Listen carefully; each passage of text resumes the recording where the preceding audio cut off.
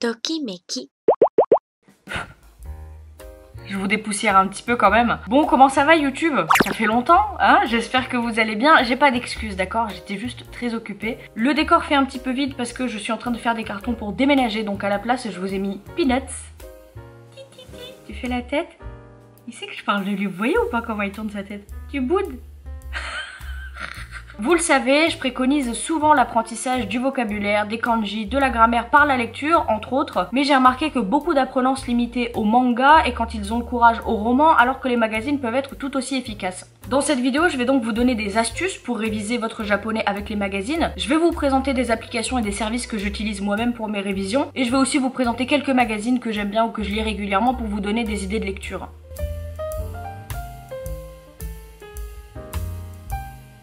La première chose que vous devez vous demander, c'est à quoi ça sert d'apprendre le japonais à travers les magazines et surtout quels sont les avantages à ajouter ça à votre routine d'apprentissage. La lecture, plus globalement la compréhension écrite, ça vous permet de réviser vos kanji, votre vocabulaire. Que vous lisiez à haute voix ou dans votre tête, ça vous permet d'améliorer votre vitesse de lecture et surtout ça vous permet d'apprendre comment les textes japonais sont construits et donc d'améliorer vous-même la structure de vos propos ou de vos idées quand vous produisez un texte ou quand vous parlez. Il y a plusieurs avantages à étudier avec des magazines. Le premier étant que les sujets abordés sont actuels. Comme en France, il peut y avoir des dossiers spéciaux selon le magazine que vous consultez, mais la majorité des articles restent basés sur les actualités, sur les sujets qui font polémique en ce moment ou les tendances. On n'y pense pas, mais c'est quelque chose de très utile déjà pour faciliter votre compréhension de la culture et de la société japonaise, mais aussi pour faciliter vos discussions avec les Japonais. Vous serez à jour sur les personnalités du moment, les sujets en vogue, les nouvelles expressions qui sont utilisées par les Japonais, et vous pourrez vous-même les utiliser quand vous débattrez ou discutez avec vos amis japonais.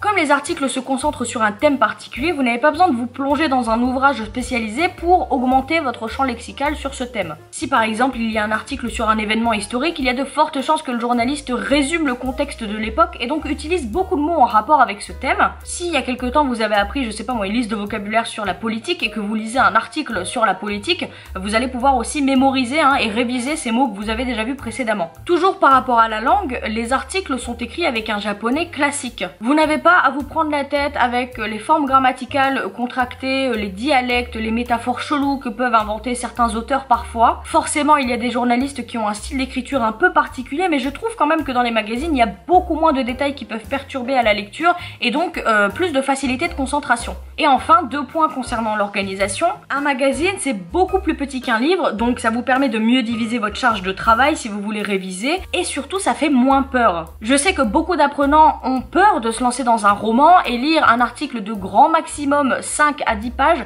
c'est quand même vachement moins flippant que de se lancer dans un roman de 180 pages, surtout si vous n'aimez pas lire. Dernier point auquel on ne pense pas souvent, mais énormément de magazines sont hebdomadaires ou mensuels, ce qui vous permet de créer une routine. Si vous tombez sur un magazine que vous appréciez vraiment, vous savez que tous les mois ou toutes les semaines, à cette date, ça tombe, inconsciemment, au fur et à mesure que vous allez le consulter, ça va entrer dans votre routine d'apprentissage. Pour consulter les magazines japonais, j'utilise principalement 2 services que je veux vous présenter. Le premier service, c'est Rakuten Magazine. Alors pour y accéder, il suffit simplement de créer un compte Rakuten et ensuite de payer l'abonnement. Les CB étrangères sont acceptées. Le premier mois est gratuit si vous voulez tester, sinon après l'abonnement revient à 418 yens par mois, donc au moment de la vidéo ça fait à peu près 3 €, ce qui revient à grosso modo une trentaine d'euros sur l'année. J'aime beaucoup ce service parce que c'est celui avec le plus grand choix de magazines, il y en a vraiment pour tous les goûts. Le lecteur web est très fluide et il y a aussi le système de chapitrage intéressant pour que vous puissiez sélectionner les articles qui vous intéressent. Par contre, il y a quelques inconvénients. Déjà, c'est pas possible de mettre un magazine en favori sur votre compte. Alors ça paraît être un détail anodin, mais moi personnellement, je l'utilise beaucoup pour suivre les publications plus facilement. Là, du coup, vous serez obligé de mettre la page du magazine en favori sur votre navigateur ou de noter quelque part la date de sortie de votre magazine, à moins que vous aimez bien vous éclater à regarder tous les magazines qui sortent tous les jours. Autre chose, c'est pas possible de télécharger le magazine pour y accéder plus tard. Alors je ne sais pas si c'est possible sur l'application mobile. Le problème, c'est qu'en fait, il n'y a pas d'application accessible en France pour mobile ou tablette. C'est le 3e point qui est un peu embêtant avec ce service. Vous serez obligé de créer un raccourci sur votre tablette ou votre téléphone qui accède directement au site. Donc c'est un peu plus long à charger parce que vous ouvrez une page internet en fait, mais ça reste tout aussi fluide une fois le magazine téléchargé. Le deuxième service, c'est Kindle Unlimited. Il y a un mois gratuit et ensuite c'est 980 yens par mois, donc 7 € environ. C'est un peu plus cher, mais c'est parce qu'en fait, ce service-là propose les magazines, mais aussi des romans et des mangas et d'autres livres de non-fiction à lire. Pour y accéder accéder, il vous faut absolument un compte Amazon différent de votre compte français, donc avec une autre adresse mail. Vous avez l'option pour lire directement le magazine sur le lecteur web d'Amazon, mais je le trouve plus contraignant et plus long à charger que celui de Rakuten. Par contre, l'avantage, c'est que vous avez la possibilité de télécharger le magazine en l'ajoutant à votre bibliothèque Kindle pour qu'il soit accessible sur votre appli à n'importe quel moment. Comme Rakuten, dans ce cas-là, vous avez un sommaire. Le dernier service que je n'utilise pas personnellement mais qui peut dépanner ceux qui veulent pas d'abonnement ou qui veulent juste tester ce moyen d'apprentissage, c'est l'application Fruitisan Reader, paye ton accent. Alors c'est pas vraiment une application d'abonnement pour lire des magazines gratos, en fait c'est une application où vous vous abonnez pour lire des magazines que vous achetez, mais en fait au plus vous en achetez, au plus vous avez des réductions. Il y a quand même quelques magazines gratuits, mais le choix est vraiment restreint par rapport aux deux autres services, il y a presque rien. Souvent ce sont que des extraits, donc les premières pages, ensuite il faut payer pour obtenir le reste. J'ai remarqué aussi que beaucoup de numéros étaient assez vieux, après bon, pour certains magazines c'est pas tellement gênant. L'application est très fluide, donc n'hésitez pas à tester, mais attention à pas faire d'achat sans faire exprès.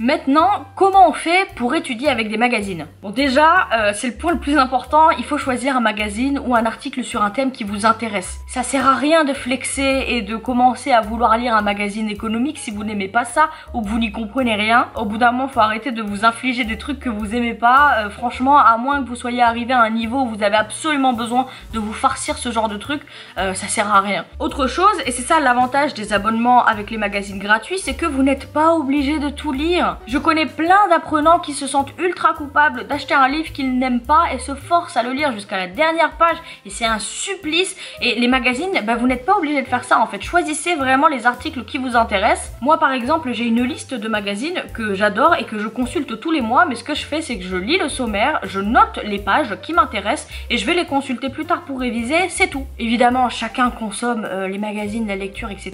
comme il veut. Je dis pas là que ça sert à rien et qu'il faut lire tout rapidement. C'est pas du tout ça, j'adore lire, mais c'est juste que je veux vous aider à maximiser votre temps de révision. Parce que si vous n'avez déjà pas le temps de lire un roman, imaginez si vous devez vous farcir 5 magazines par semaine. Il y a deux manières de réviser avec les magazines. Si vous avez envie de vous concentrer sur l'apprentissage de nouveaux mots ou la compréhension écrite dans sa globalité, alors il vous suffit de décortiquer le texte. Pour ça, c'est très simple. À chaque fois que vous tombez sur un nouveau mot, une nouvelle expression, une nouvelle forme grammaticale que vous ne maîtrisez pas encore, vous la cherchez dans un dico, vous la notez dans un cahier, bref, vous vous arrêtez en fait à chaque fois avant de continuer votre lecture. L'autre méthode, c'est un peu plus pour les personnes qui désirent améliorer leur vitesse de lecture et aussi leur compréhension globale d'un thème avec des mots-clés. Pour ça, il faut lire l'article en entier, même si vous tombez sur des mots que vous ne connaissez pas, vous les entourez, les surlignez, vous faites ce que vous voulez, mais vous continuez votre lecture. À la fin, vous allez très vite voir si vous avez compris l'article ou pas. Si vous avez pigé, vous notez les mots qui vous intéressent, ou s'il y a un mot qui apparaît plusieurs fois et que vous ne le connaissez pas, c'est bien de le noter aussi. Si par contre vous n'avez vraiment rien capté, alors là, il va falloir reprendre tous ces mots et expressions que vous avez surlignés pendant votre lecture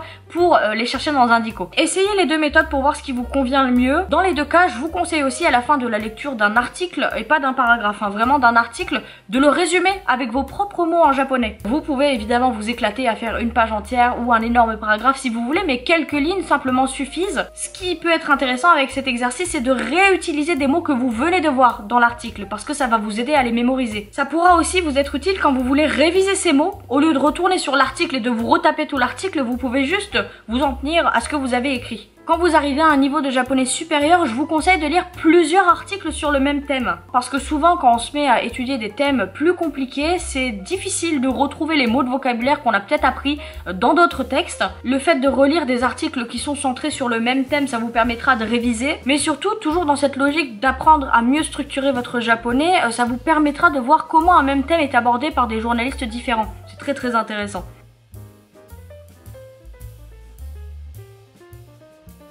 Celui que je vous conseille en premier pour commencer à étudier avec des magazines, c'est News ga Wakaru. C'est un magazine fait pour les collégiens et lycéens, à chaque fois centré sur un thème particulier avec la lecture des kanji. Les thèmes abordés sont très variés et plutôt intéressants. En presse féminine, j'aime bien Nikkei Woman. Il y a pas mal d'articles sur la psychologie, des conseils pour la vie quotidienne ou le travail et même des recettes de cuisine. En magazine économique, j'aime bien Président. Pour les people, j'aime bien Nikkei Entertainment.